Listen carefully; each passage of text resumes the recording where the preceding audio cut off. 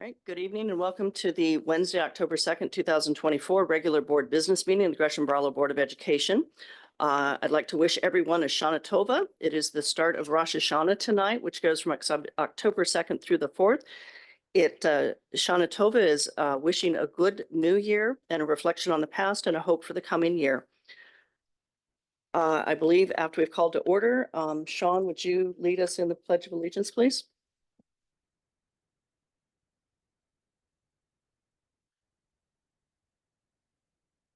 Ready, begin.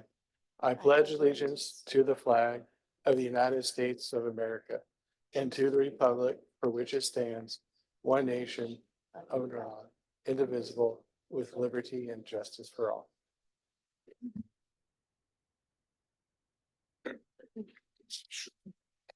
We have in attendance tonight, Sean Farns, Blake Peterson, Dr. Myra Gomez, Chris Howitt, Kathy Keithley, and Holly Riegelman. Excused tonight is David Ligatich. So with that, we do have a quorum. Is there a motion to approve the meeting agenda as presented? I move to approve the meeting agenda. Second. Been moved by Blake, seconded by Myra to approve the meeting agenda as presented. Any discussion, changes, or modifications to the meeting? Hearing none, all those in favor? Aye. Any opposed? All right, thank you. Myra, would you start us off on the land acknowledgement, please?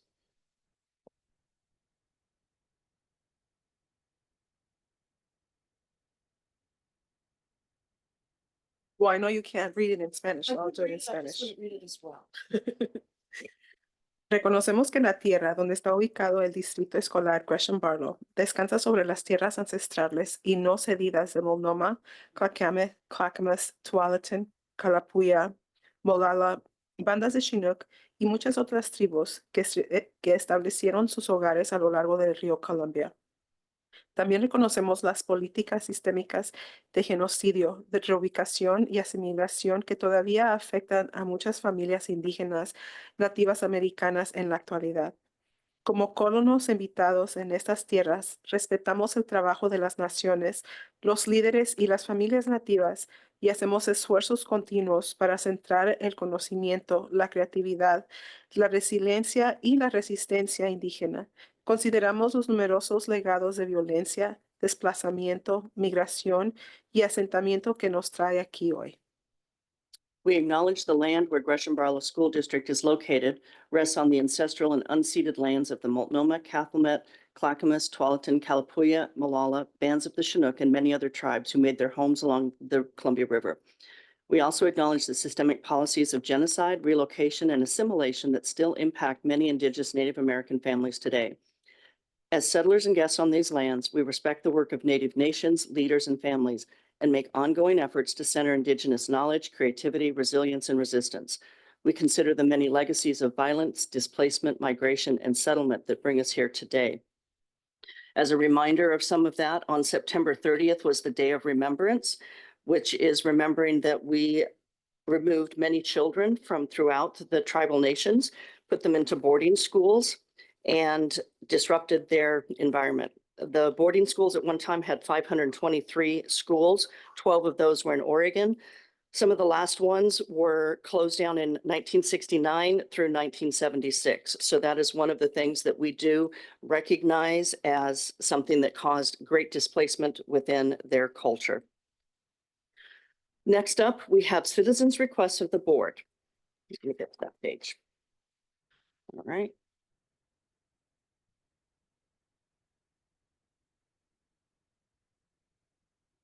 Okay, here we go. We have several people that have submitted comments and questions ahead of time to the board secretary. If you would like to speak tonight, are the forms up front? Sarah, where are the forms at? Okay, so if you have a form, if you could bring that down and turn that in for us as well. And I'm gonna have Kathy help. Okay, for this, okay, for a couple of comments as well. Okay, so let's see. I think those are folks that signed up.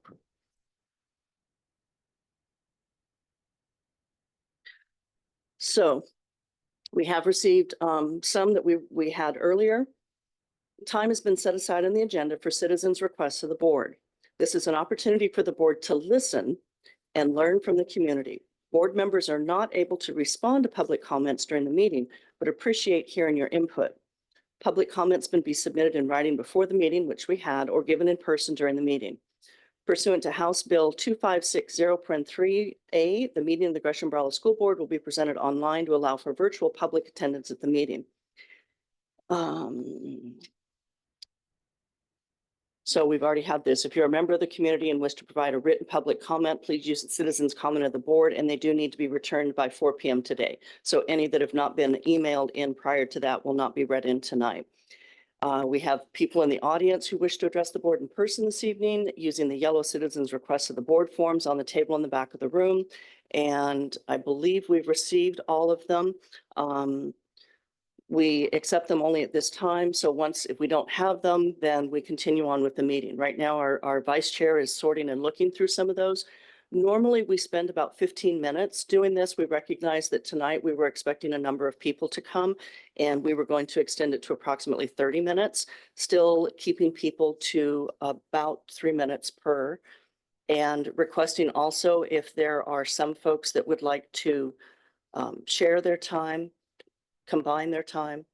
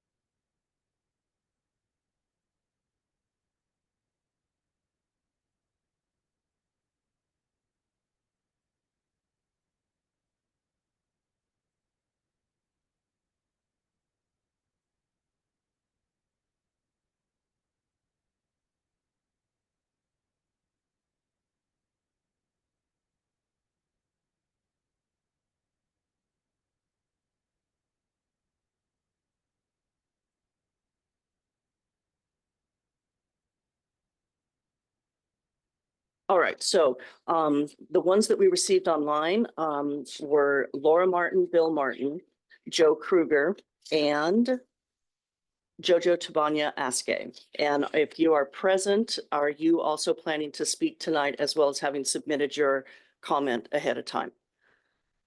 So I'm seeing some head nods. Okay, are you Jojo? Okay, all right, so Jojo, yes. Joe Kruger, are you in the audience tonight? Okay, thank you, Joe. And then Laura and Bill Martin. So hang on just a second. I'll call you down just a minute. Just Bill is here tonight. Okay. Oh, just Laura. Okay. Okay. All right. So where do you want to start?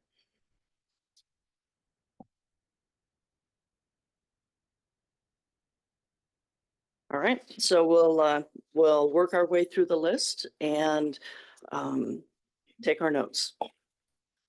I do want to say I'm going to be the timekeeper because it is so vitally important that we hear from you, but we do want to make sure we get everyone that we can. So I'm just going to try not to interrupt, but do a gentle little, we're getting close to your 3-minute mark since we don't have any way for you to see that. So the first one is Michael Nedleski.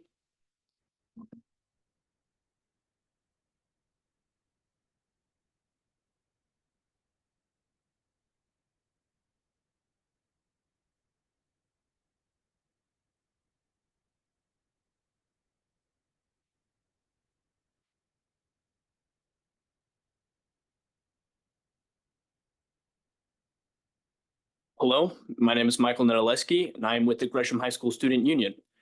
I am here to discuss the incident on Friday, September the 20th. The incident at Gresham High School on Friday, the 20th of September, left a lot of staff and students feeling uneasy and unsafe. It was handled poorly and did not follow the proper response protocols that are in place to keep our schools safe. For many of us, it was the last straw in our faith in the leadership at Gresham High School, specifically our principal and vice principals. There have been many instances of our staff and students' safety being disregarded. One example is a failure to properly address the rumors of weapons within our school last year. These failures from our leaders have built up, and this is the breaking point. We will no longer be silent. This is our school, and for many of us, it is like a second home. It should be safe at all times. On Friday, the 20th of September, a community member reported being threatened by a gun at the MAC station. They saw the individual who threatened them go in the direction of the school. Based on reports from the staff members, it was clear that the claims of the community member were not taken seriously. When you are dealing with a potential danger inside a building, especially one with 2,000 people in it, it is vital to take all reports as a genuine possibility, regardless of the credibility of your source. The building should have been put into a secure, a hold, or a lockdown. That is a standard procedure. I'm someone who comes from a family of hunters, and I have a better understanding on gun safety than most. I've been threatened with violence and lived through multiple life-threatening situations. I recognize that when being put in a stressful situation, such as the one on the 20th, it is easy for us to lose our critical thinking and go with our gut instinct. Add on top of that the lives of 2,000 people, and it becomes that much more difficult to make a decision. However, it is at these times when a person's true colors show. It is at the utmost importance to remain calm with a sound mind and a plan of action. After the events of the 20th, it is clear that our leadership lacks these vital skills. As the student who had a gun was not detained until around 11 a.m. They were allowed to roam the school, be in all their classes, and attend a school-wide assembly while having a gun on their person, with the administrators knowing that this was a possibility since 8 in the morning.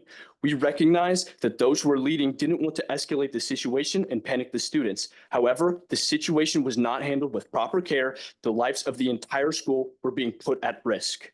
We need leadership who can ensure our safety and deal with threats in a proper, safe manner, taking into account every life in the building. Clearly, these are traits that our current administration lacks, which is the reason why we want new leadership that can ensure our safety.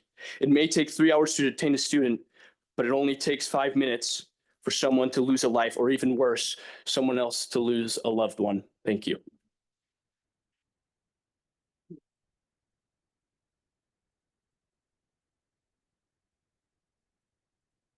There were 2 more people that submitted online that I don't know if they're also in the audience. Cassandra Avendano. Okay, thank you. Did you want to speak tonight as well? Okay. And Jackie May. Jackie? Oh, sorry, that way. Okay, all right. So did you also want to speak tonight to your written report? You have it, okay.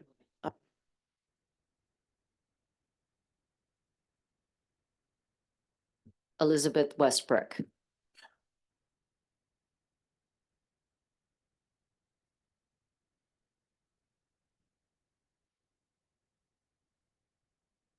My name is Elizabeth Westbrook, and I am a senior at Gresham High School and the co-founder of the Gresham Student Union.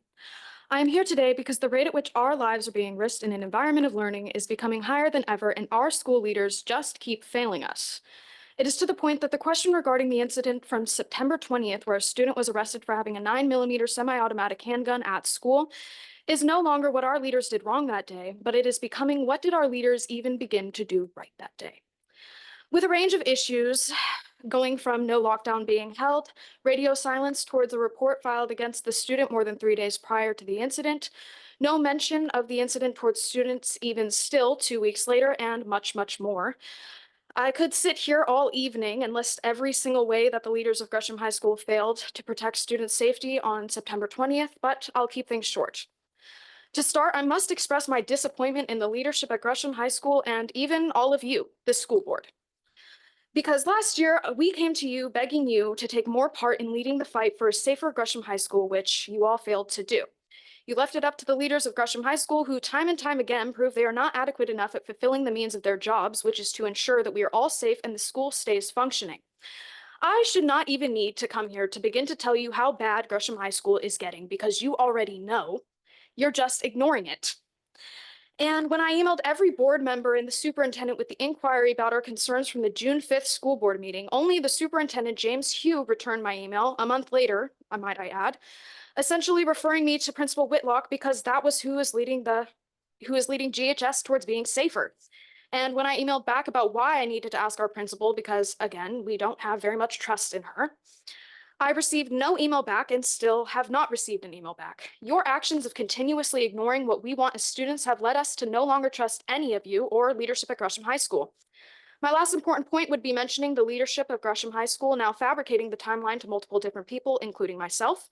We know this because in an email claiming that we, the Gresham Student Union, posted misinformation on Instagram, we were told by leaders that at 10:40 a.m. they were notified about a weapon, but in the meeting held after school that same day with school leaders and faculty, the same day of the incident, leaders stated that they did not go through with a lockdown because it would have been 3 hours long. Can you explain to me how a lockdown would have been 3 hours long if the school was made aware at 10:40 a.m. about a gun, and as Gresham Police stated on Facebook, they responded at 11:30 a.m. an hour? How does 3 hours compensate? It doesn't.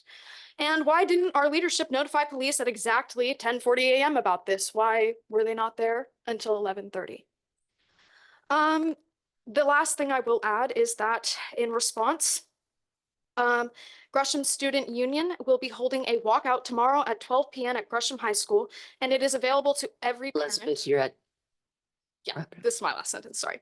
I even encourage parents to attend and speak out about what your children's school district and leaders continuously fail to do, which is protect your children. Thank you.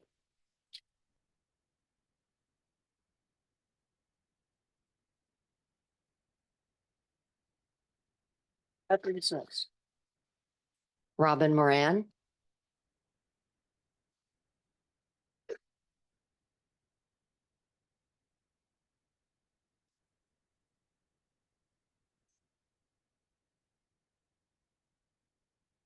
Hello, I'm Robin Moran. I'm a senior, I'm 18, and I am co-founder of Gresham High Student Union. I would like to begin with, I am in AP Gov, and we are learning about the Articles of Confederation. This is important because I'd like to use the juxtaposition of one aspect of the Articles compared to our leadership at Gresham High School. The Articles of Confederation were scrambled together. It was a document because America needed a government to represent them, right? I feel like this is our leadership. This is our representation. We need someone to say, we are keeping the school safe, someone to email our parents, but it doesn't work. It's too weak. I had to explain to my mother, because of the email, it only said weapon. The student was had a weapon on them. A weapon is very different from a loaded firearm, right? I'm not wrong to assume this. I believe our administration should be competent enough to hold our safety in regard, because it extends outside of us. It extends outside the school. It is our parents. It is our siblings who are going to that school next year. And if you do not want to listen because we are students, then it's unfair, is it not? I don't want to go to school feeling like someone can have a loaded firearm on them and we won't have a lock or a hold or anything to protect us, right? At homecoming, there was a bag found, miscellaneous. There was a hall monitor there. And they told us to leave and not tell anyone about it. I want to repeat that. Not tell anyone about it, as if we can sweep it under the rug. It could have been anything. There could have been drugs in it. There could have been a bomb in it, right? Luckily, it was just a band kid's backpack. Oh well. But the fact that someone from the staff had to say, don't tell anyone about this, represents how awful it has become at our school. You cannot hide it, and you have to face it because, yeah, we're students, but we're not Robin, you have 15 seconds. incompetent, right? Do something. It shouldn't take something big like Reynolds to change. Thank you.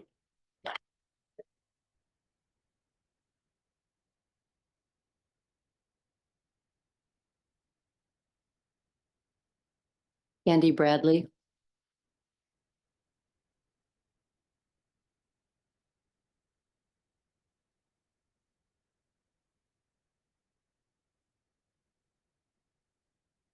My name is Candy Bradley. I'm the mother of Elizabeth Westbrook and Kaylee Kern. I'm here today because I may have lost my child on 9/20th, when a gun was brought into the building and handled poorly to the point that the student was roaming around the building with a firearm for nearly 3 to 4 hours. To think that the school put the lives of our children in danger is completely unacceptable. On the day of the incident, I received an email that the school had a weapon confiscated and that the student was arrested.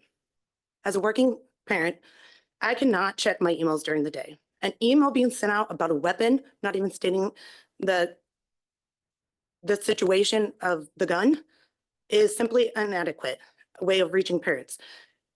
Could I have not received a phone call or even more information on the situation for that matter?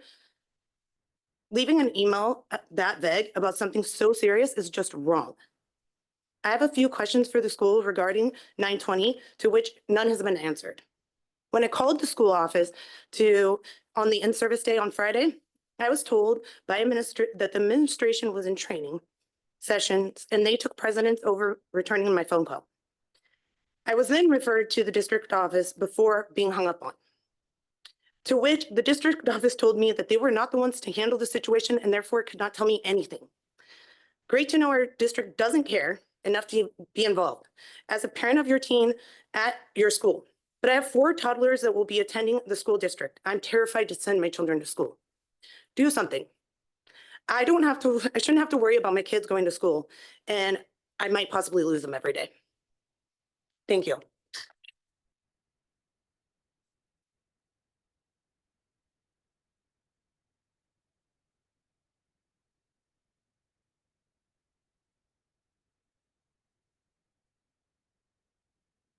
Mark Adamski.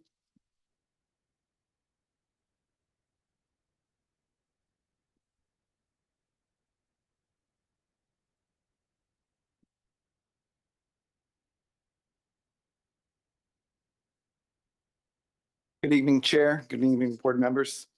I'm Mark Adamski. Last spring, I sat in this chair and spoke on behalf of the GBA members at Gresham High School to deliver a vote of no confidence in our building and district administration. I sit here today to revisit that vote and to explain the events of Friday, September 20th from my perspective. The student with the gun happened to be a student who had engaged me in defiant, hostile behavior in the 3 days leading up to the presence of a gun. I followed protocol on cell phone use and the administration did nothing. Then on Friday, I again asked the student to put their cell phone away. Luckily, they complied because unknown to me, the student had a loaded 9mm handgun in their waistband with a bullet in the chamber. 10 minutes later, a campus monitor stood at my doorway and asked that armed student to grab their stuff and go with them. The student slowly walked across the entire room with time to do whatever they wanted. No hold, no secure, no lockdown, no police, nothing. The administration knew prior to me redirecting this student that we had a deadly weapon on campus. They could have prevented me from redirecting a student that was armed to potentially kill me and my 25 students in the classroom. In a meeting after school that day, we were told repeatedly by district and building administration that, and I quote, "We did everything right." They let a known student with a weapon walk through my class filled with students, and the police hadn't even been called or consulted yet. How is this possibly everything right? GHS GBA members continue to have no confidence in the building and district administration. Members are more concerned than ever for their safety and the safety of our students. I urge you to thoroughly investigate the circumstances. It's not enough for you to accept the version provided to you by the administrators you hired. You accept that version at your own peril. The individuals telling that story are motivated by wanting your approval. We need stronger, clearer protocols for these types of situations, and we need leaders who are capable of executing those protocols. Trust is significantly lacking. It's impossible to trust when information is hidden, a serious event downplayed, and all resources are not put into play. Trust me when I tell you that things are not good at Gresham High School. Thank you.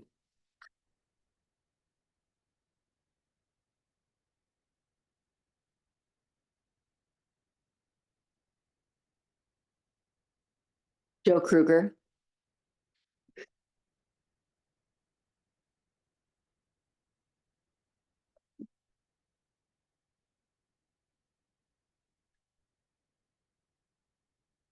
My name is Joe Kruger, and I'm a proud parent of 3 GBSD students. Thela, 5th grader at Hollydale Elementary, Owen, a 6th grader at Dexter McCarty, and Samuel, a sophomore at GHS. My kids have come from a long line of Gophers. Their great-grandfather, their 2 grandmas, and their parents are all Gopher alum. It's easy to say we bleed blue and white. I also come to you tonight, someone who is actively involved in youth sports as a GYFA board member and an educator of 20 years at the elementary, middle, and high school level. I share all this because I'm invested in the Gresham community, but I also understand the challenges that we face with our current climate at GHS. I also must make it known that the fact that I've waited too long to voice my concerns, and I hope they don't fall on deaf ears. As a parent, I'm most concerned about the culture and climate at GHS. I don't have these same sentiments towards Hollydale or Dexter McCarty. Hollydale and Dexter McCarty, I find the staff there supported, united, and proactive about student learning and safety.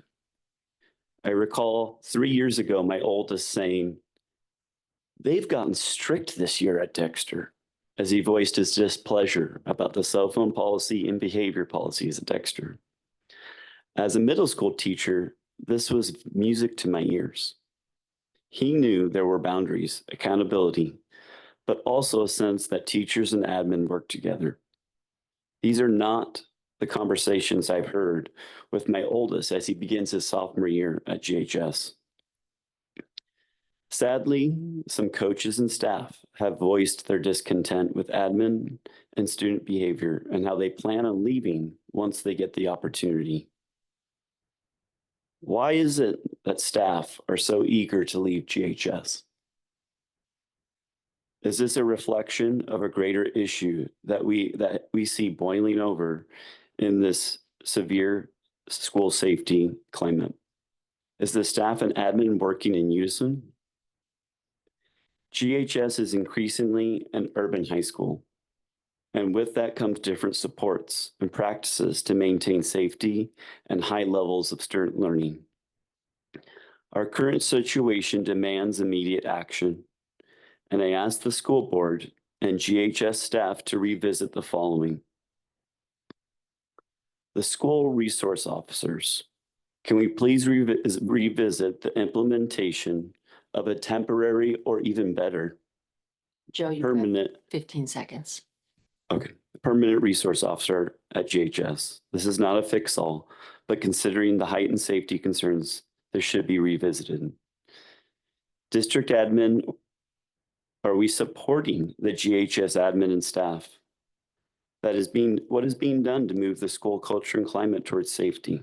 GHS is a different school than Sam Barlow High School and cannot be treated as equals. Joe, I need you to wrap up. Thank you.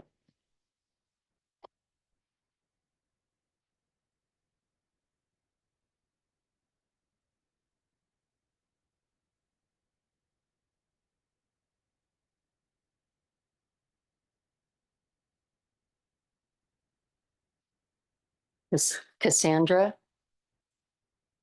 Garcia.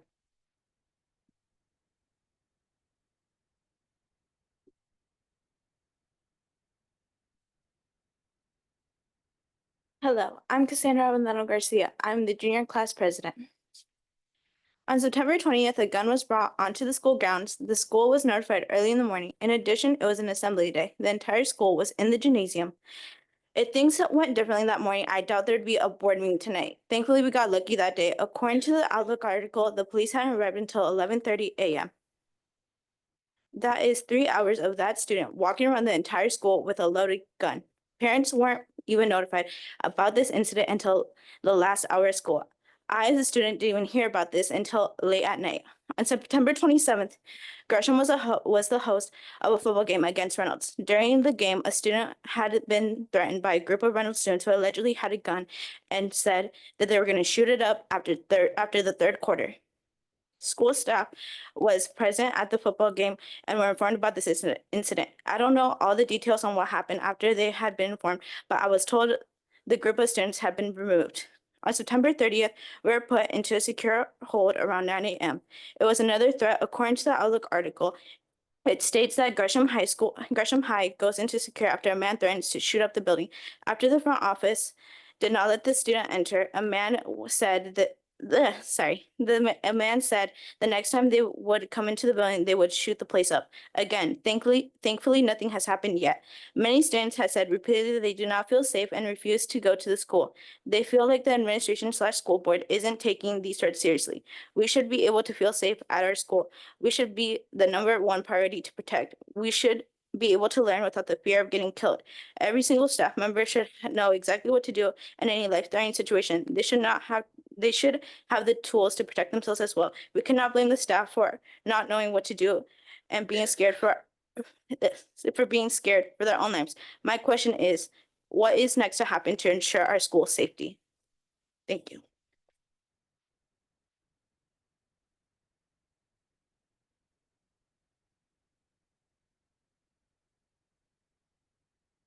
Jojo Askey.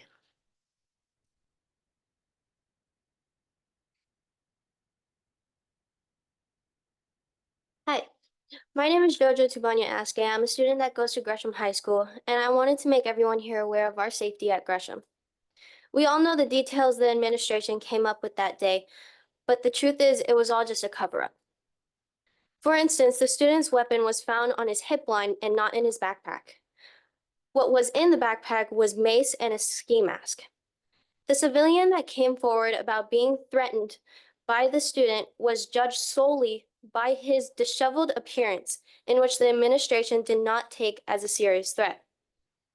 The lack of transparency by the administration is concerning and unacceptable.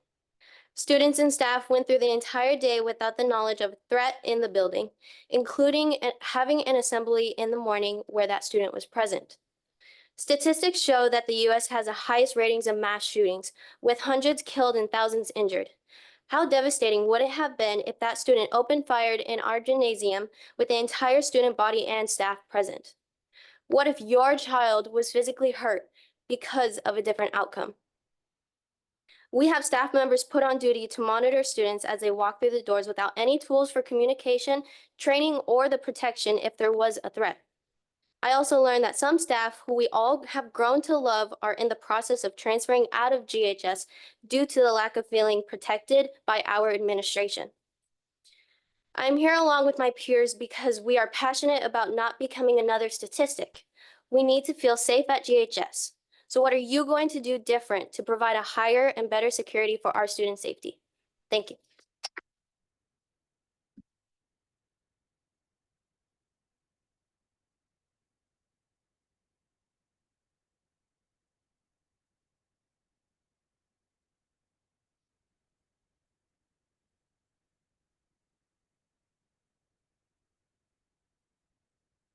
Did you want to speak or no? Just want to confirm. Yes.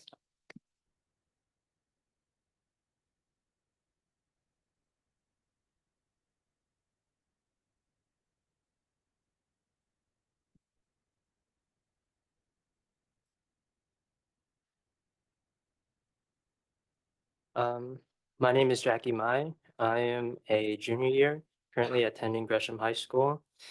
And I just want to make a quick statement about what happened 2 weeks ago.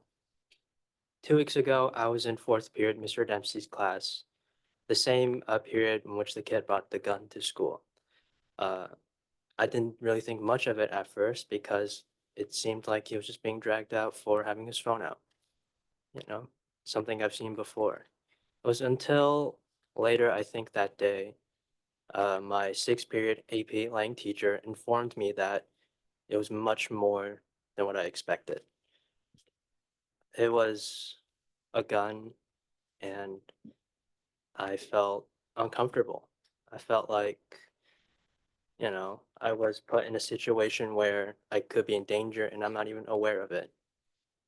And what I ask is pretty simple. I want to have some kind of change in this school. Whether it be big or small, I just want to see it. I want to be reassured that when I graduate, the kids before me will feel some kind of safety before I leave. It's kind of all I really have to say. Thank you.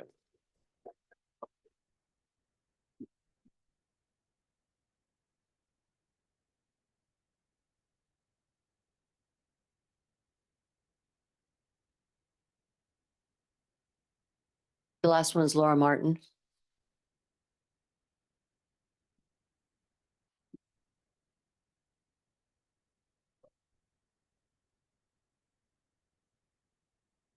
Hello, my name's Laura Martin. I was an English teacher at Gresham-Barlow High School for over 20 years. And along with my citizen comment, there's some videos, if people would like to see those. What I'm saying to the board is, dear board, please review the following videos and explain how you are not violating your oath of office or the stated GBSD values. And I'm going to read this. I, insert your name as a board member, do solemnly swear or affirm that I will support the Constitution of the United States, the Constitution of the State of Oregon and the laws thereof, and the policies of Gresham-Barlow School District during my term. I will faithfully and partially discharge the duties of the office of the school board and members to the best of my ability. Gresham-Barlow School District values stewardship. Our high calling is the safety and educational development of all of our students. With a principle and enduring consideration, we carefully manage every resource of people, time, facilities, and finance. No circumstances absolve us from the privilege and responsibility of educating our students. Community, we're champions of the vibrant and diverse community, parents, guardians, grandparents, neighbors, administrators, teachers, staff, and students that make our schools and our district. We are also partners alongside civic, business, nonprofit, and faith-based institutions in pursuing prosperity for the citizens, towns, and neighborhoods we serve. Neither can our community thrive without our success, nor we succeed without our community. We embrace our lofty roles as leaders in teaching and learning with devotion and professionalism and the spirit of our partnership, selflessness, and inclusion. Integrity above all and in all, and we are noble in our actions and our intentions. Our conduct is forthright, respectful, sincere, and our faith in one another upheld by a common bond of honesty, even and especially when perspectives or passions may differ. After watching those videos, is the GBSD board upholding their oath of office or demonstrating GBSD stated values? Thank you.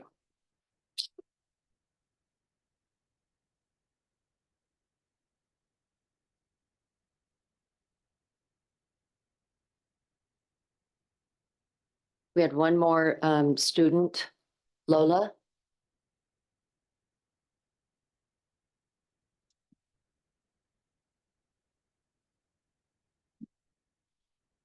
Hello, my name is Lola, and I'm a senior at Gresham High School. I completely know that the principal and vice principal and the administration at Gresham High School has not been doing their job at all. As a student at Gresham High School, in my point of view, on September 20th, the day that the student with the gun had came into school, we had an assembly. There were hundreds of people there.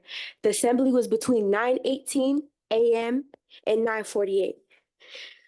You don't even want to imagine what could have happened in those 30 or more minutes. Vulnerable kids in one space, all of those kids who didn't even know what was going on, could have been at risk. This could have been the worst day in history of Gresham High School. Hundreds of kids' lives on the line. That is why it's exactly so important. These kids are our future. Our generation does deserve to be protected. And the fact that the administration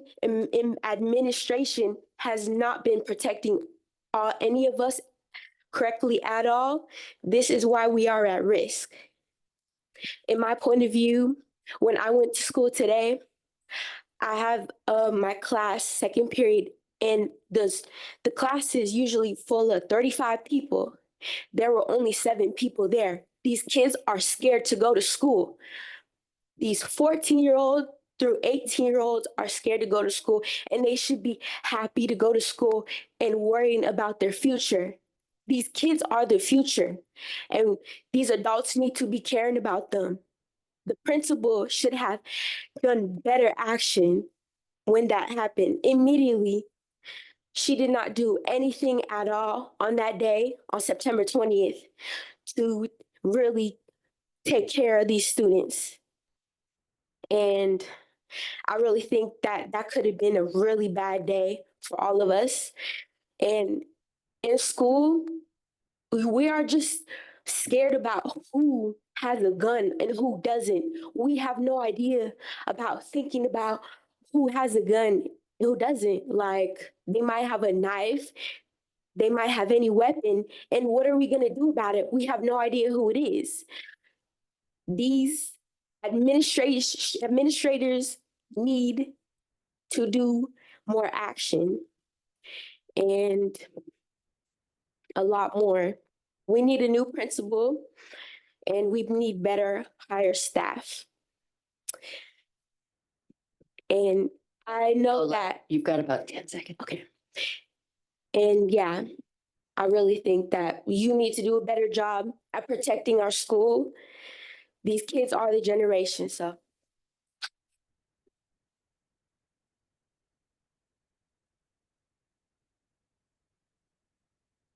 Thank you. Thank you for your thoughts and comments this evening. The board does listen to these, and we recognize that there are many more of you who did not speak directly to us, but by your presence here, you are speaking to us. And so I would like to ask Superintendent Hugh to do. Yeah. Thank you, Chair Howitt. It's been a busy first month of school in the school district. Thanks to our Team GBSD staff for your leadership, expertise, care, and concern for our students. We have gone through the first month of school, and we appreciate you. October is National Principals Month, and I'd like to thank our 18 building principals for your leadership and vision. Your guidance and passion make all the difference in our school system. Principals are amongst the hardest working yet often least recognized individuals in public education. Principals set the academic tone for their schools, and it is their vision, dedication, and determination that provide the mobilizing force for achieving student success. I would also like to recognize Norman Chambers, who is the 2024 Oregon Substitute Teacher of the Year through EduStaff. He is always on time and possesses a can-do attitude. He is willing to substitute in all classrooms in our school district. He actually taught for 24 years in the 3rd and 4th grade classrooms before he retired, and then he's been subbing for the last 10 years. So thank you for your service, Norman Chambers. I attended and participated in the Multnomah Education Service District, the ESD Superintendent's Fall Retreat, where we focused many of our topics on the upcoming legislative session. As you may know, the 25-27 session is soon to be among us, where we're going to be advocating for our students and for our staff with appropriate dollars going through our public education system. Some of the areas that we're going to advocate for is appropriate funding, support for special education, the special education cap, the unreimbursed high-cost disability, and the mandates, unsupported mandates by the Oregon Department of Education. Also, I participated in the Oregon Statewide Educators Equity Summit in Salem last week. I always enjoy both learning and leading with colleagues from around the state. I want to say happy National Custodian Appreciation Day today. I'd like to extend a heartfelt thank you to our many custodians serving the GBSD community. Your tireless efforts and dedication and hard work behind the scenes ensures that our schools and district facilities are clean, safe, and welcoming for everybody. We appreciate your excellent colleagues. We have key communicator meetings coming up this month, in the month of October and November. Please go to the district website and you can participate in those. So I do want to address, and I'm going to read a statement on what happened at Gresham High School, because I know we have a lot of folks in here that care and are concerned about Gresham High School and the students and their education. So on September 20th at Gresham High School, I want to thank the community member, the school administration, and they were alerted that there was somebody on campus with a possible weapon, which we have determined is a gun, on their person. I want to express my thank you and appreciation to the school principal, the campus monitors, and their work for swiftly identifying the student and take the student to a secure location. Thanks to their courage and commitment, we were able to avert a very challenging situation and a possible tragedy. I also want to thank the Gresham Police Department for their quick response and handling of the situation. We also owe a debt of gratitude to the staff at Gresham High School, because during that situation, everybody kept calm and we were able to navigate that situation. We also want to thank our community and let you know that the safety incident at the school is something that we continue to keep working through, and that we want to make sure that students and staff are safe. We're always looking for ways to improve our processes and our procedures. And in closing, by working together, we can continue to maintain a safe school environment. And if you do become aware of a threat to the school, please call Safe Oregon, the tip line, and also report a threat on www.safeoregon.com. So thanks for working to keep our students and staff and community safe. And at this point in time, I will say that based on the conversations that was shared tonight and the different conversations that we have from students and staff alike, I will be directing our staff to put together a safety forum so that we can have continued conversations on this topic in the near future. Thank you. That is my report. In addition to the staff and the district hearing it, the board is also wanting to do a listening session, because as you know, at these board meetings, your comments are essential for us to hear. But it's unfortunately not a place where we can interact or talk about things, but everything that you're saying, we're taking in and we're listening. And we do want to have a more, give you more time to talk and share what your feelings are and your thoughts. So that is on the schedule. It's what the board wants to put together. Okay. I believe at this point, we are done with the public comment section. You are welcome to stay. We do have a little bit more business to do for the meeting. We can take a brief break, and thank you for coming this evening.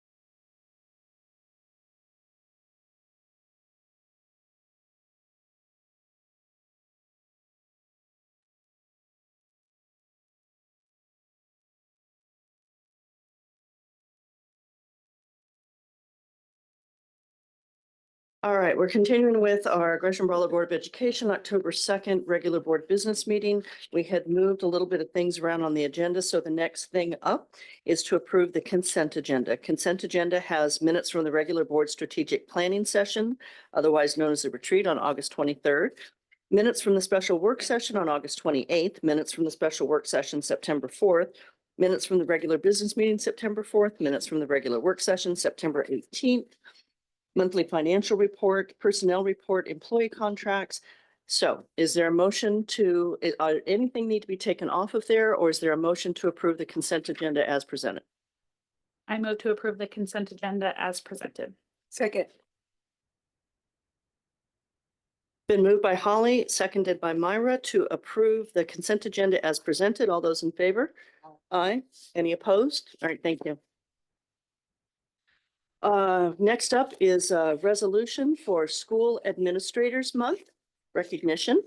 And let's see, Athena Vadnais, this has your name on it.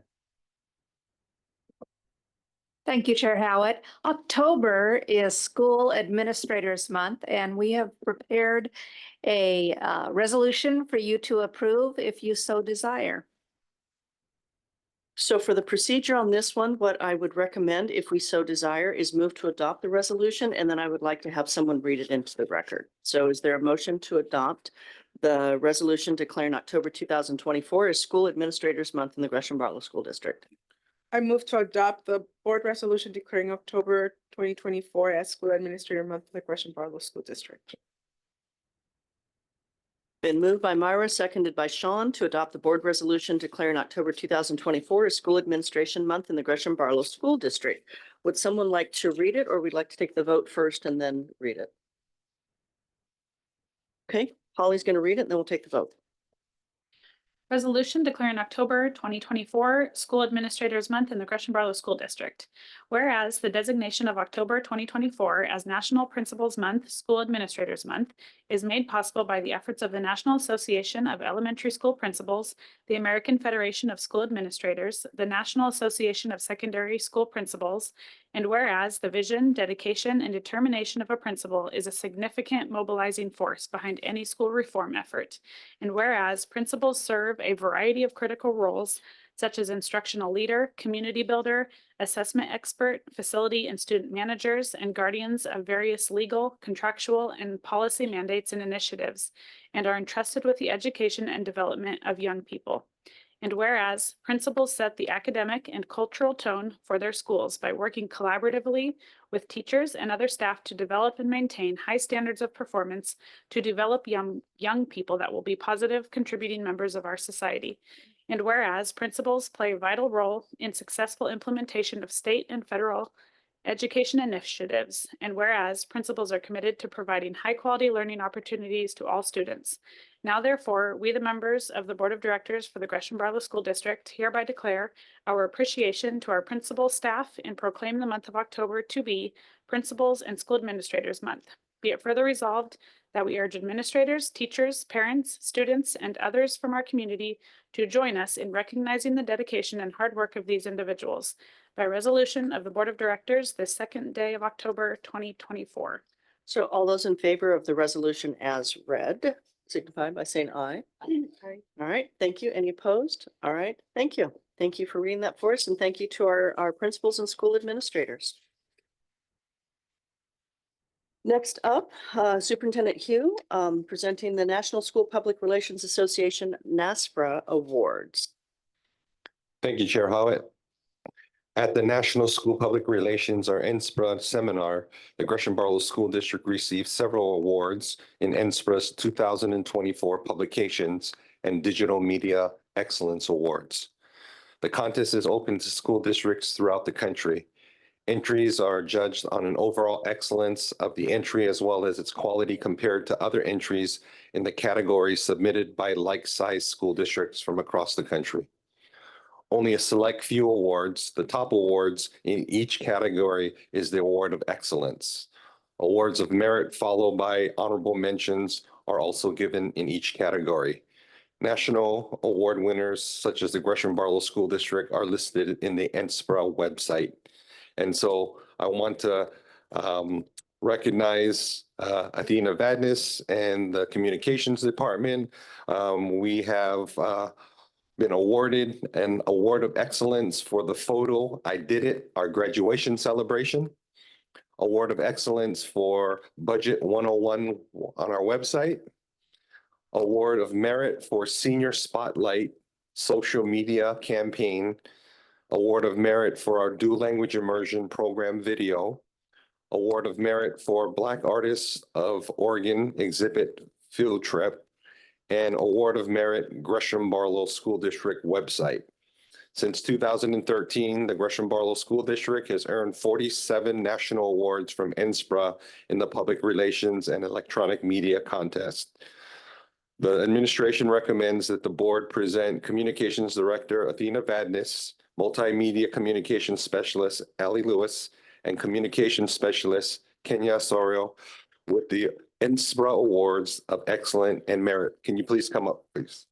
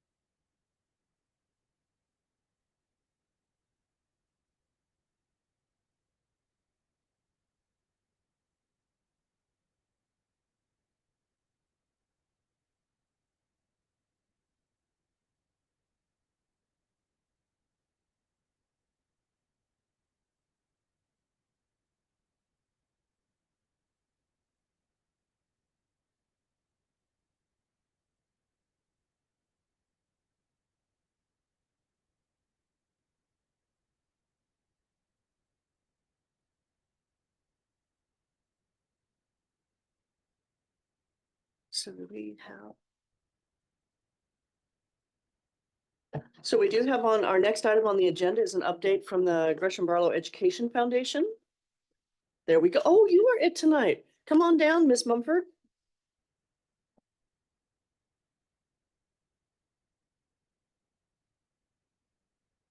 Good evening, Chair Howitt and Board and Superintendent Hugh. I'm here to give regrets from our President Tyson. He is currently at Central Catholic High School, cheering his daughter and the mighty Bruin volleyball team. Hopefully, two daughters. He's got two? Oh, he only sent me a picture of one, who must be doing pretty well because they're ranked 10th, I believe, is what I heard. So yeah, so hopefully that's going well. So just wanted to give you a brief update on our foundation activities.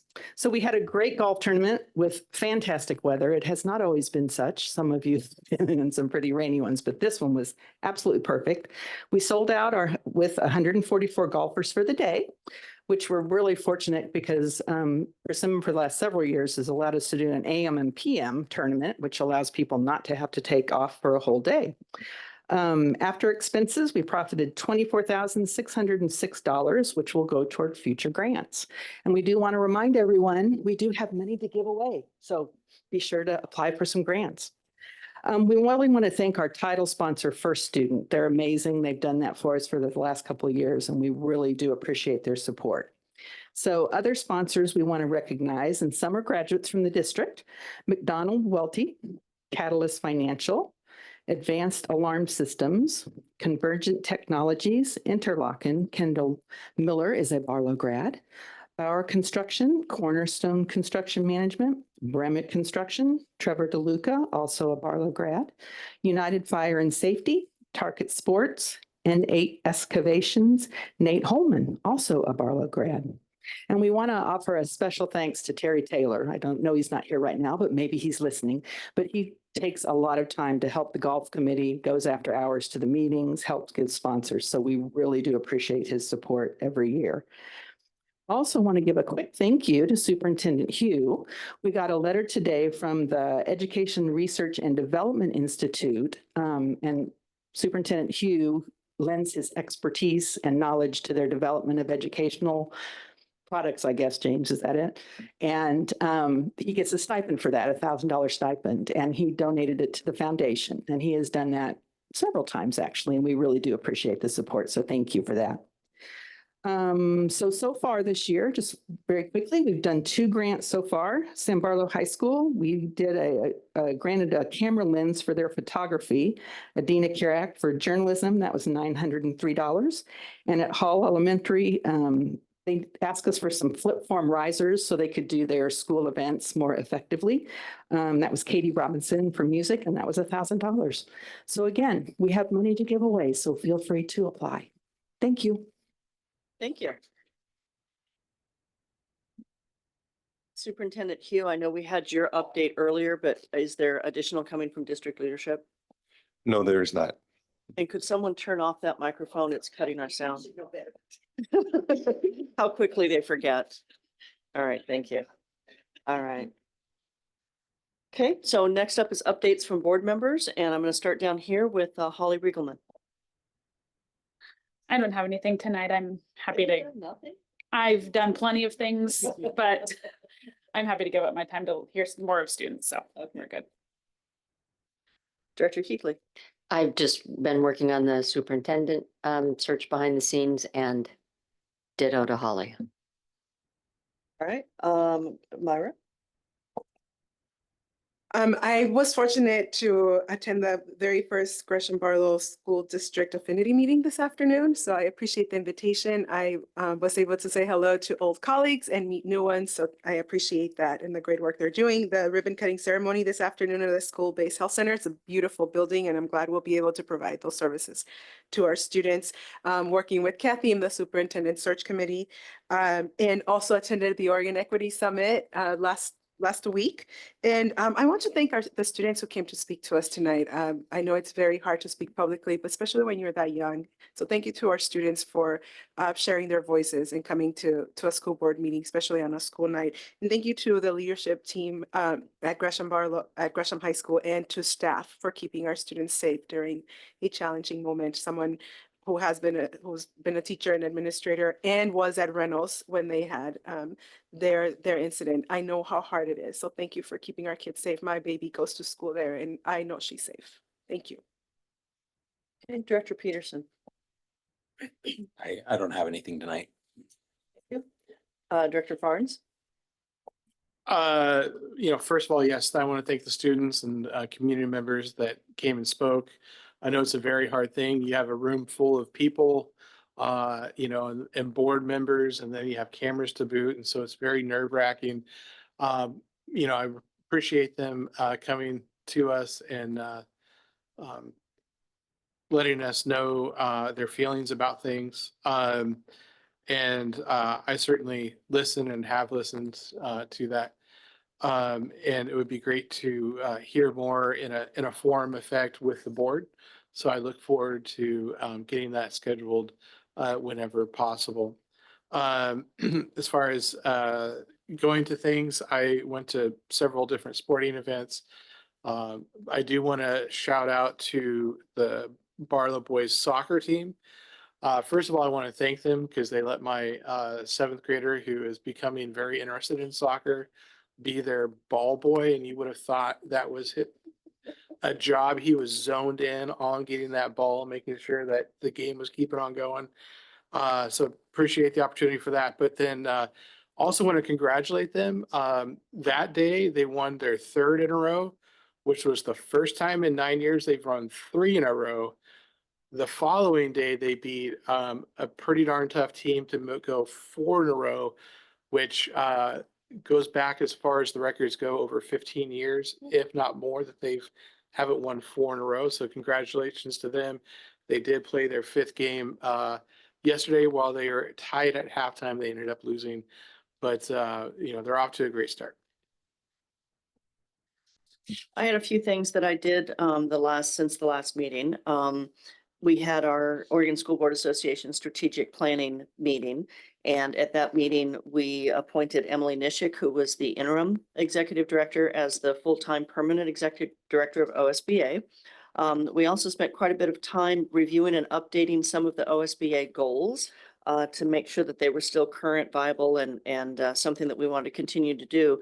And we were fortunate that we were able to do that with the consultant of Salam Noir, who helped guide us through that. When you've got 23 board members in a room trying to work through something that can be very conversational, Salam does a good job keeping us on track.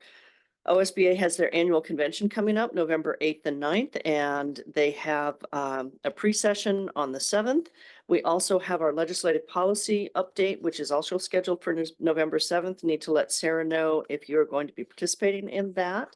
I was attendant at the ribbon cutting this afternoon. Myra and I cut the ribbon at the Student Health Center, and that has been a wonderful journey of approximately 15 years, getting that from an idea to a place, to money, to fruition. And so it was wonderful to be able to walk through the building and see it and recognize that there are going to be so many students that will be served in that facility, students and families.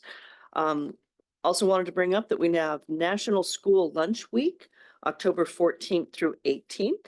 And you know, if you need a chance, if you need a reason to go in and have a school lunch, that would be a good week to coordinate doing that. I haven't been into a school lunch for a while, and so I used to like school lunches. I always thought they were pretty good. And also we've had early conversation, and especially OSBA is going to be very, very, very active in the legislative session, which is why it would be really important to show up to the November 7th meeting. But the initial highlights that we are talking about is a state school fund of 11.6 billion, lifting the SPED cap 295 million, and early literacy 286 million. And there are also some additional grants, research for aligned curriculum, and some other work that's going on. So OSBA is definitely taking the forefront on this and trying to get out ahead of it and making sure that we are well versed in what it is that we need to talk to our legislators about to make sure that they know what we need for our students. So with that, that is the end of my report. We already did a board recess, so I'm going to just keep powering right on through. Next up for just review is just the board goals committee minutes from July 3rd, the committee meeting minutes from August 20th, and the superintendent search committee minutes from September 13th. Association reports, GBEA, Matt Wallace. No, they can't hear you at home when you do that. They have to, the microphone has to go so you can hear it in the virtual. I'm really okay with people not hearing me, so it's fine. It'll be just like class, nobody's listening. I'm kidding. There are a couple that listen. So first of all, thank you and good evening, Chair Howitt, members of the board, and Superintendent, soon to be retired Superintendent Hugh. As always, I do appreciate the opportunity to speak on behalf of the GBEA. Of course, the association continues to value and appreciate the time that you invest in the students and the families of the Gresham community. I'll be honest, I came prepared with a different statement this evening. I was going to speak to some of our concerns that were shared this evening by many of the students and staff and families of Gresham High School. And then as I was listening to their words, I thought my words are just going to ring hollow because they're the ones that experienced that situation. And so I think that I sat here and have a different statement.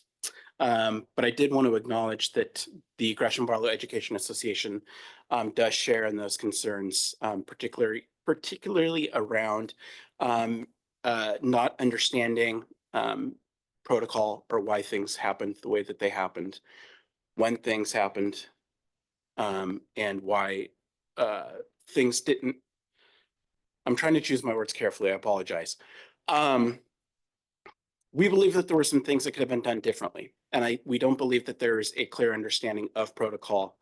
We made requests to see written protocol and have not received those. And so I also do want to acknowledge, as I sat with building administration at a debrief, the impact and effect that it had on them. Because I do want to acknowledge that. I saw the grief and the pain and the sadness and the fear that they experienced right along with students at Gresham High, as well as members of the Gresham-Barlow Education Association. With that, I'm going to move forward with this. I believe the district agrees that schools should be a place where we all feel safe, students, families, and staff alike. Stories and feelings like the ones you heard this evening from students and staff from Gresham High School are not exclusive to Gresham High School. Members in every building, at every level, in every role and discipline have continued to express concerns that they don't believe the district has done enough to create an environment where students can learn without disruptions, where teachers are able to meet the needs of the students they serve. I've heard from numerous special education teachers, for example, who have been forced to cancel groups and not meet with their students, preventing them from meeting the legally required instructional minutes because they are being called on for behavior support. Counselors missing their lunches, canceling groups, and being unavailable to students that need them because they are too often responding to calls for behavior support. Concerns over safety, disrupted learning, and violence have unfortunately gone largely unheard, unaddressed, or seemingly swept under the rug, as you heard this evening.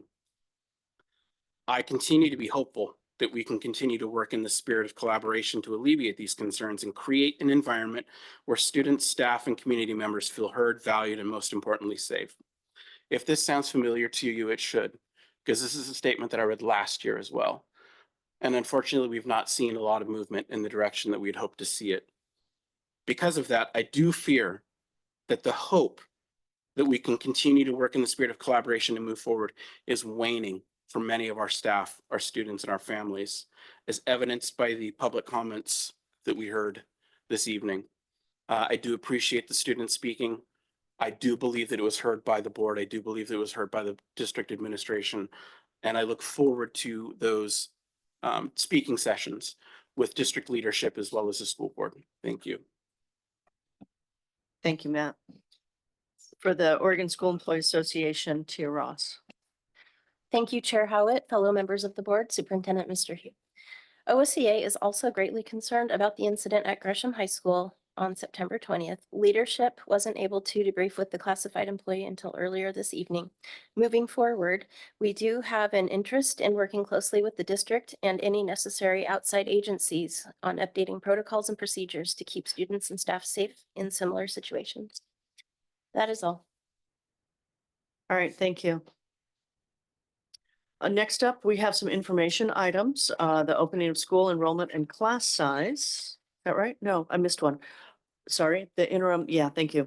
I had a scratch on it. So action item, the interim superintendent, I can't even say it, Kathy. Interim superintendent qualifications. We had our hearing earlier. We did not have any changes to the information that was presented. And so I'm going to have Vice Chair round us up through that.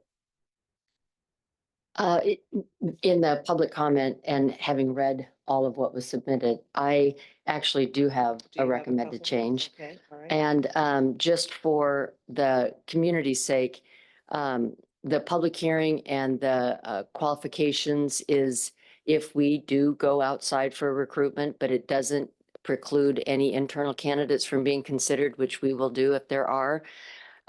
So that's why we have to do this in an official form, and the qualifications that were recommended were in the agenda packet. But I would like to ask the board to consider adding one based on the comments that we heard and read online. And I won't say what number it is because I think it should be maybe prioritized, but I would, for your consideration, I would recommend that we add prioritizes the well-being of every student, ensuring our schools remain safe and remain safe and supportive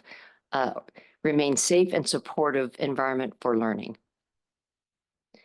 Just elevating that to a priority that should be on the qualifications. And we might, rephrase it a little bit, but the request is that we consider adding it as a qualification. Okay, so any questions about that? I think that would be okay to add, would be a good thing to add based on what we heard tonight. Mr. Peterson. I'd move to approve the list of interim superintendent qualifications with the inclusion of the addition that Director Keithley recommended. Been moved by Blake, seconded by Holly to accept the qualifications for the interim superintendent with the revision as presented by Vice Chair Keithley. Any further discussion? Hearing none, all those in favor? Aye. Any opposed? All right, thank you.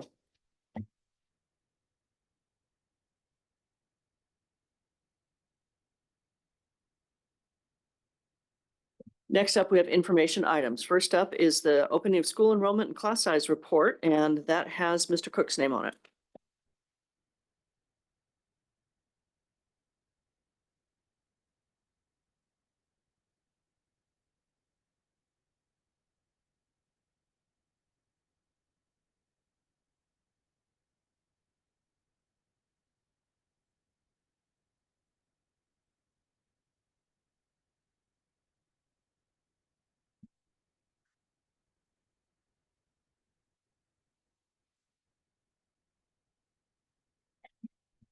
Thank you, Director Gomez, for making me feel so welcome down here today.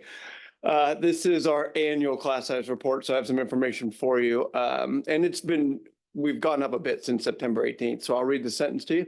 This year's district enrollment as of September 18th, 2024 totaled 10,065 students, representing 55 above projections for 24-25 overall. This reflects an increase of 87 from our June 2024 enrollment of 9,978. As of yesterday morning, we were at 10,215. So we continue to rise as new enrollments come in, which is good news for us. In addition to the overall enrollment total, the attached enrollment data provides specific information, including class size averages and other staffing enrollment information. Last year, the board asked specifically for some special education caseload information. That's on there as well. Happy to answer questions, and Donna is here also to answer those questions. At the elementary level, there were some bubbles and some schools that were and a school that was very under enrolled this year. So Hall experienced about a 40 student drop. Don't quote me on that. Give me a plus or minus 5 on that. So we did take an FTE from Hall and moved that FTE over to East Orient because their kinders were in 30-31 range, so really high. So we divided those classrooms up, and they are 3 sections now. We also, out of a reserve FTE that I have, added an FTE at Hollydale, which I believe they put in the 4th grade, posted and hired that position already. And Powell Valley as well had some 5th grade class sizes that were high, similar posting. And I believe that teacher has been hired also.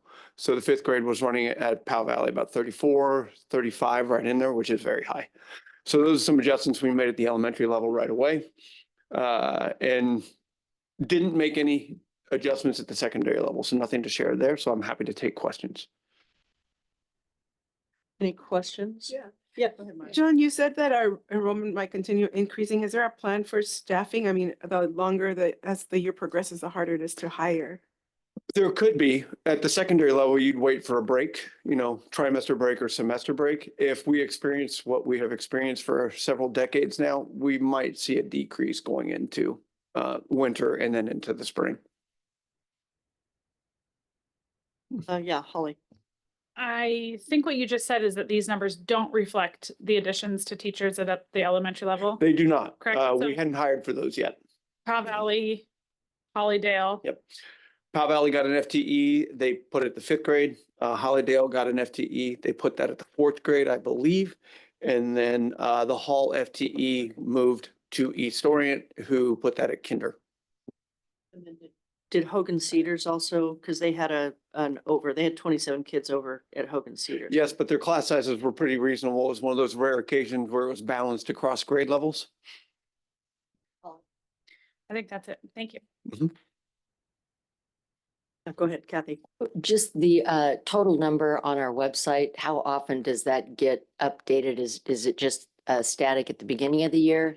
And I think it references charter schools as well. It does. So if you count charter schools, we're at about 11,542 or 3, believe it or not. And so minus that number, we're at 10,215 as of yesterday. And I don't know how often that website number gets updated.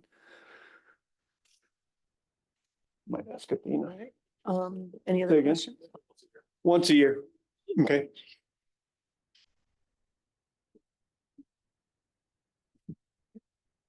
You said nothing at the higher grades, middle or high school. Middle or high school. Are there plans to adjust any of those? I don't think we need to at this point, but so there aren't any plans. If the need arises, we can talk more. Okay.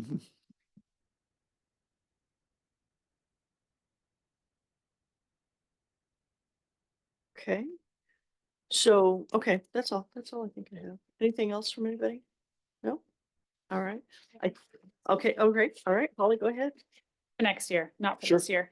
As I was looking at this, I was wishing that I had access to cohort K through 12. So like whatever this document is, startup enrollment. So you have like 2021 school year, 21, 22, 22, 23, that one. Oh. For all the grades. But last year's kindergartners, like 2021 kindergartners would be 21, 22's first graders. So it would be amazing to see how the cohort size has changed. Does that make sense? Or am Yes, I it just does. What confusing? it would be, there's several ways to approach that, and I can talk to Superintendent Hugh. We could give just a total number by class as well. Kindergarten, first, second grade, district-wide. And then you could see those changes too. That's a pretty easy number But to then we get can to. see year to year from Mhm. that cohort, Yep. if we're losing, yeah. Here's what I can tell you, the weird anomaly with that, because like I've said before, they make fun of me for the amount of time I spend tracking this, because I find it fascinating. Our kinder numbers, if you go back 10 years ago, maybe 12, always came in about 750 to 800. That was the size of the class. We have been hovering around 650 for several years now. A lot of that can be attributed to birth rate, and it matches what Portland State University's demographic projections have been telling us for a while. The weird thing that I don't have an answer to, but is good, is in first grade, that number gets larger. Second grade, that number gets larger. And by the secondary level, it gets very big in comparison to past years. I don't understand that. That's an anomaly for me over the past 4 years. So I don't have a good answer why, but I can show you that over the past 3 or 4 years, that kinder class has steadily gotten bigger as it goes forward. Yeah, awesome. Thank you. Any more questions? No? All right, I think that was it. That was it. Yeah, good. Okay. So next up is Standards Assurance of Compliance, Division 22, Dr. Klinger.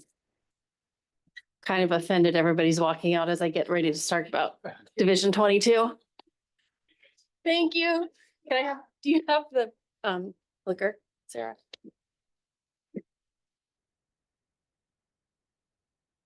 Tracy, can I have an introductory moment? Absolutely. Turn your mic off.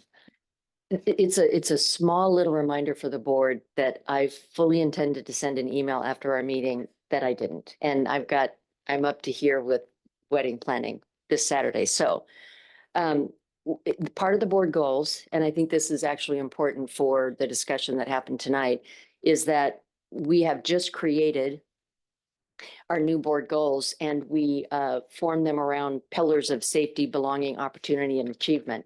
And so everything that we see, we intended to be intentional about that, not just have it be something, in the file. And so we hadn't gotten to the point, and that's a board goal committee question, of how we would implement that. But Tracy jumped on board, and what you see in her presentation is noting what board goals it is applying to. So I still want to send that email, and I will, about how we want to do it more cohesively across the district. So we all should know them as much as district staff, teachers, principals, students, families. Everybody should know these goals. So that's my preliminary email that I didn't get sent. I got you, Kathy. We're good. Okay, here we are, Division 22. In the executive session, you can see that we are required annually to provide a statement of assurances regarding a variety of different standards to the state of Oregon. And so this is our annual report, and we are reporting on what we accomplished last year and our compliance for last year.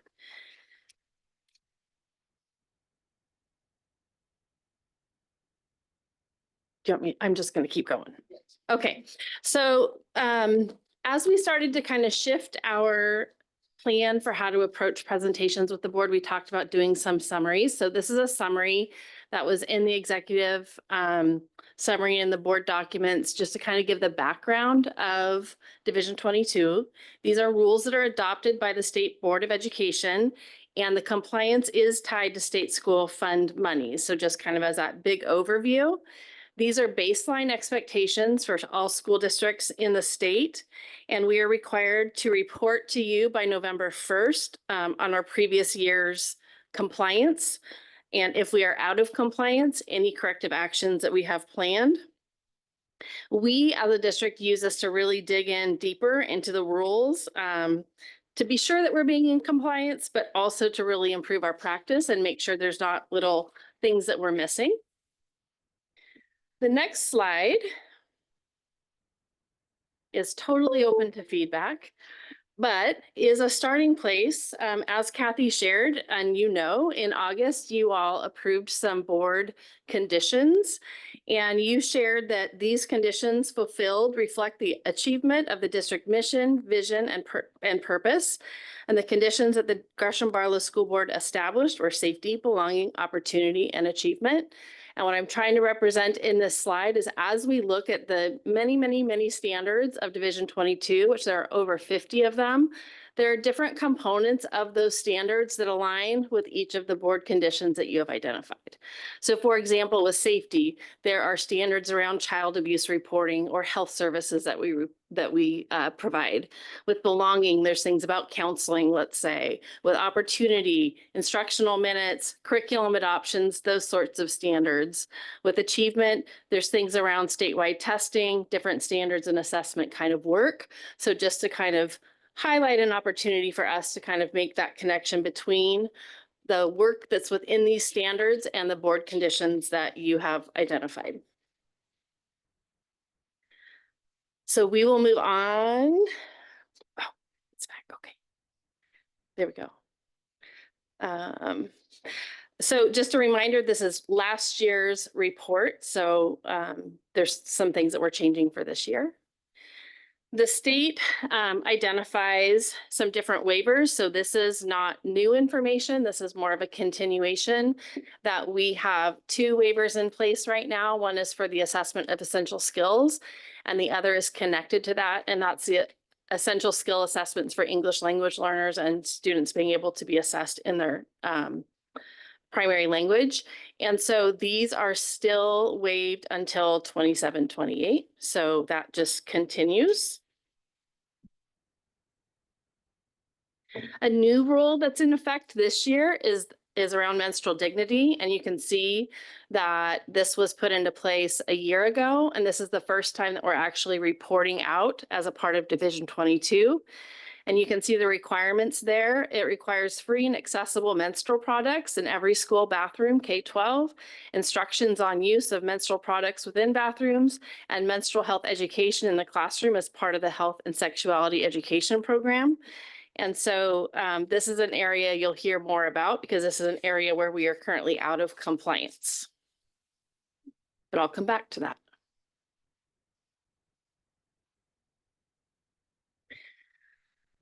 The state also has a rule revision or an update, and this is related to health services. So there was a new requirement for last year where we were required to develop and implement a written health plan.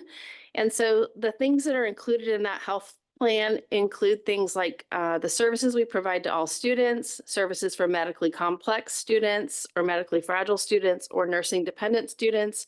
It also is it's where we capture some of the hearing screening, vision screening, dental screening, some of those health services that we do and provide to students as well as a part of our programming.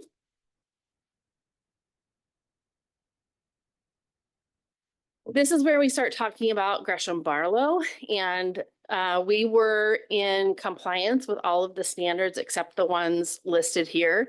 2 of these you're very familiar with because we reported on them last year. So PE minute requirements, we are actually currently implementing corrective actions that put us in compliance for this year. So with some really dedicated work of some of our PE educators and our teaching and learning team, they've come up with a plan for how to address those minutes, and that has been approved by the state. So this is the last time that you will hear that we are out of compliance with PE minutes. The second one there, records and reports, this is really related to us transitioning our files to electronic systems.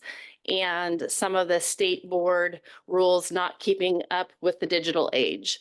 And so we have been granted an extension by the state. We just report that we're out of compliance, but what we're doing is okay until they change that rule, which they anticipate to actually be at the end of this year.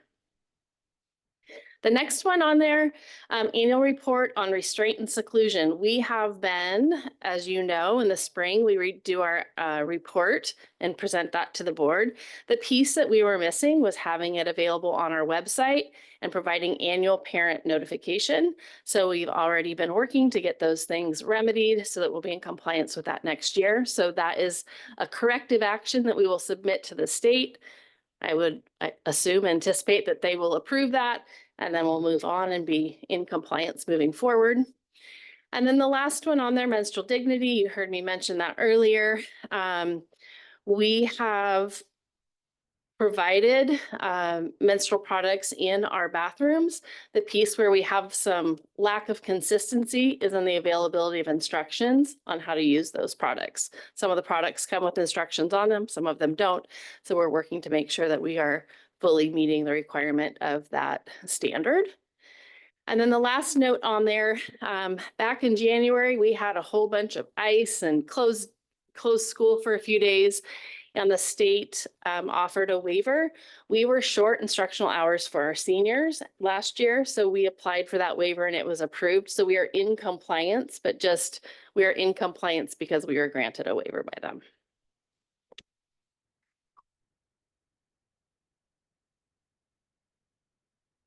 Just another thing I want to highlight, in the board packet, there is a link to our district report. This is just a little screenshot of part of that. We've really worked to make some changes to our report and add some more details. So I just want to kind of highlight some things for you here.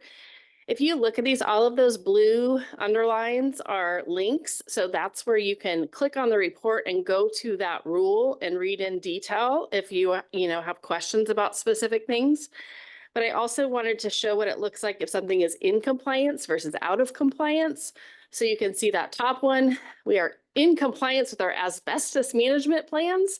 And as we just talked about with restraint and inclusion, we're out of compliance, but you can see where we've documented what our corrective action plan is in that box on the right. This is made available on our website, and we also have this available in Spanish for our families. Any questions? Maybe I'll pause there. Are there any questions about that portion or just a couple more slides to go? So I think you clarified it when you mentioned that the stuff was going up in the handbook.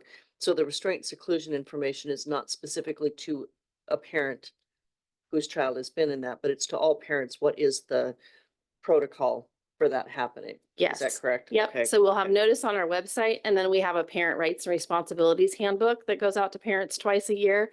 And that's how we'll do the annual notification that information is available. And then on the PE minutes, it seems like that's been a recurring because of how the state will and won't let us count what's considered PE.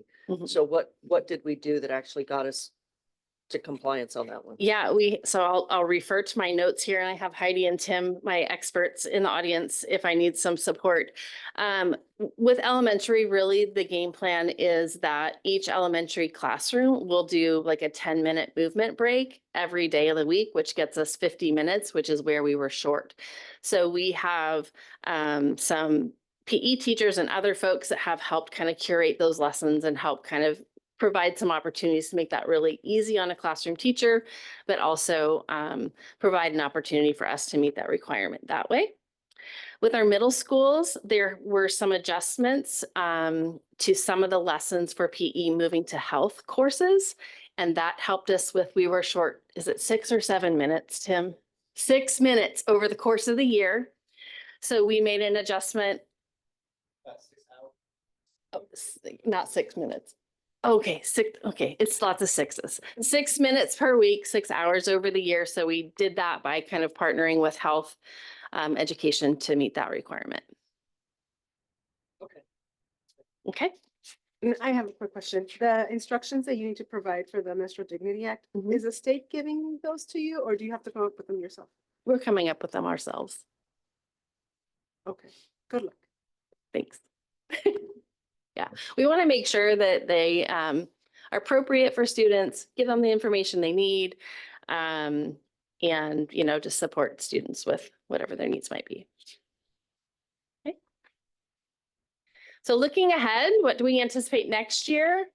So next year, you've probably heard some about Senate Bill 3. This is the Senate bill where we are being required to add social and emotional learning standards, but also adding some personal finance education and career path skills for students. That leads to some credit requirements. So you see that kind of outlined there.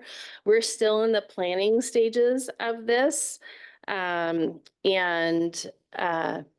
look forward to sharing more with you about how we plan to tackle that. This is an example of an unfunded mandate from our state.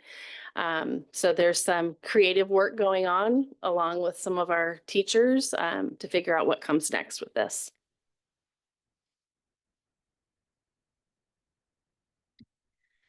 So some revisions.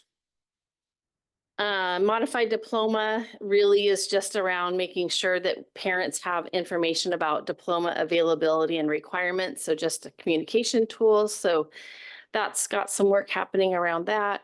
And the substance use prevention and intervention, there's some requirements. You see that kind of bolded at the bottom, requires a minimum of 1 ODE opioid prevention education lesson in grades 6th, 7th, and 8th, and in high school, and once in high school.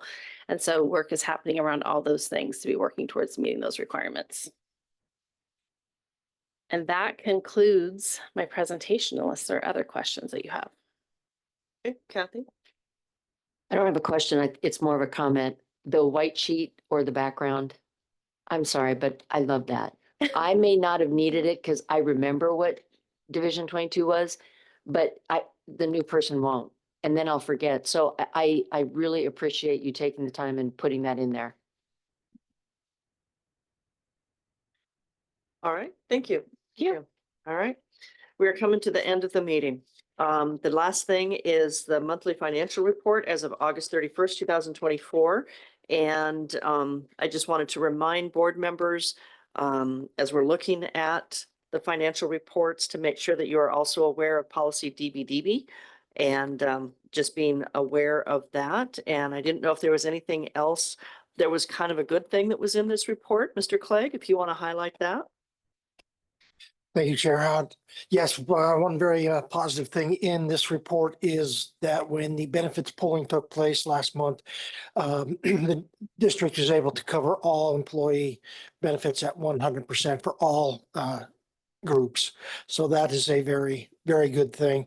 One thing I did want to point out, and Chair Howard mentioned this earlier in the day in the meeting, that the ending fund balance that is shown there will be impacted by the GBEA negotiations that are going on. So that's just a snapshot in time, but it will, depending on how those negotiations turn out, see a decrease probably in the next, when that contract goes into place and we do all the new calculations. Any other questions for Mr. Clegg or comments? I have a in the weeds question. When we look at like specific expenditures, for example, licensed salaries, actual year to date is $64,000 through 2 months. Could you explain how? I'm just not sure how that happens.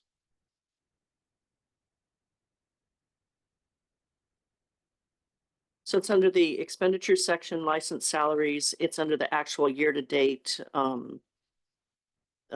white column on our page. So there's a couple of there's a dark gray, and then just before that is a white column. Previous I'll have to get columns, back yeah, in on that one, have just more to in it. dig into it a little deeper. A lot of it is that not all of our licensed staff don't receive their first paycheck of this year until September. They get their July and August paychecks back in July. So a great deal of that books in the prior year, but I will confirm that that is the.